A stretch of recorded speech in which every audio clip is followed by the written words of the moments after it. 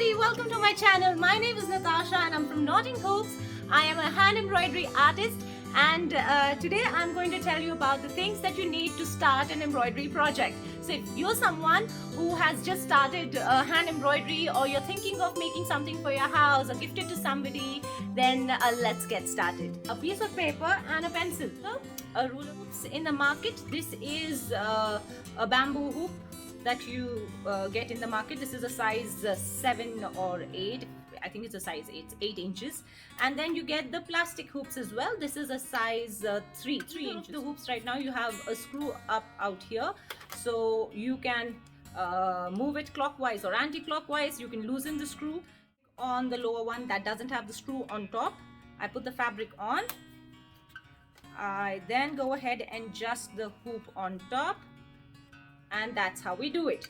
Now if you notice, the fabric is very loose. Now this is not how I would recommend that you embroider. You need to go ahead and tighten the screw on top. Tighten it, tighten it, tighten it, tighten it as much as you can. And then you pull your fabric. Kindly do it gently.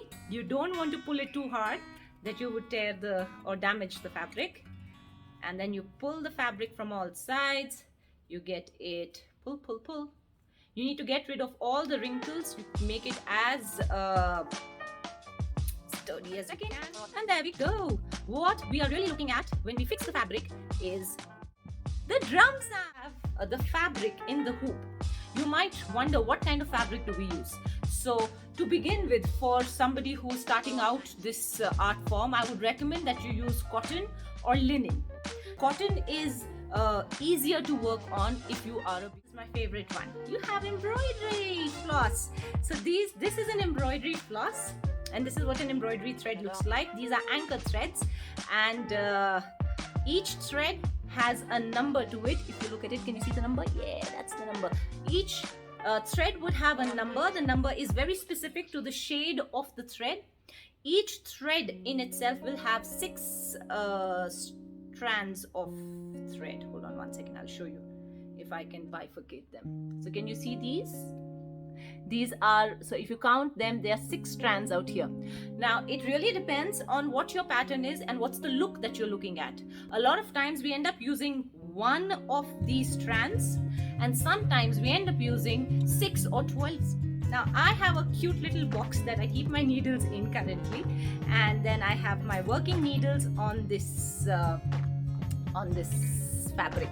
So you want to look at, so we have needles that have an eye this big, right?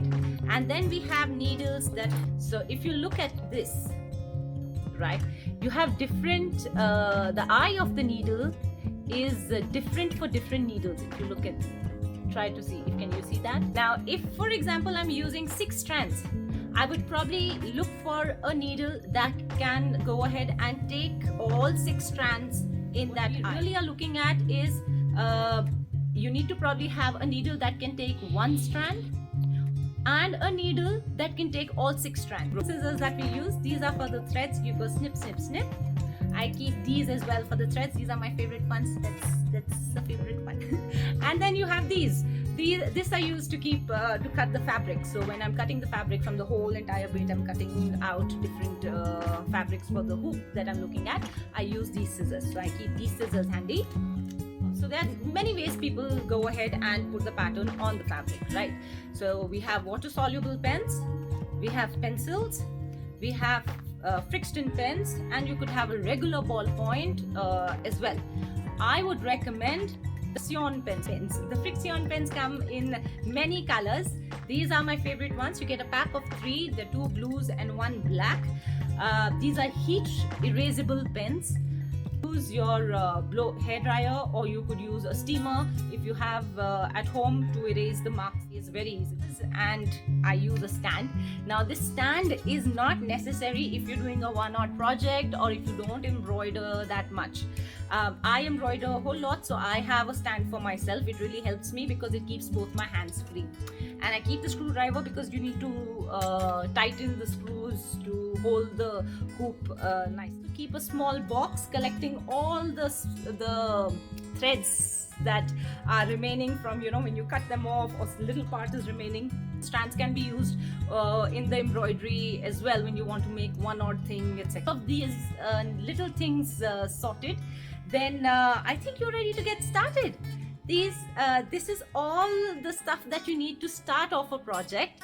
If you have anything lying in the house and you have your mom or grandmom's needles, you have some threads lying, go ahead and just start. That it really starts from where you start. So imagine when you have this, right, and you have this to play around with, and you make it into something like this, wouldn't you feel happy? So the idea is that you go ahead and start, make a project for yourself. You could keep it for yourself, you could gift it, you know, really enjoy the process, because embroidery is a slow art. Like I said in my first video as well, embroidery is a slow art, but it's a beautiful art. It is something you would connect to with a evening tea or a coffee. You sit down, you put a few stitches, and you'll be amazed with the way the results come out. So I hope you enjoyed this video. I hope it motivates you to start on with something. And in my next video, like I promised, I will be sharing a few stitches so that you can start with something. And if you liked today's video, please go ahead and give me a thumbs up. Subscribe to my channel, if I may say so, if you would want to hear more from me. And I think that's more like it. Thank you for watching, and I hope you have a beautiful day. I will see you next time.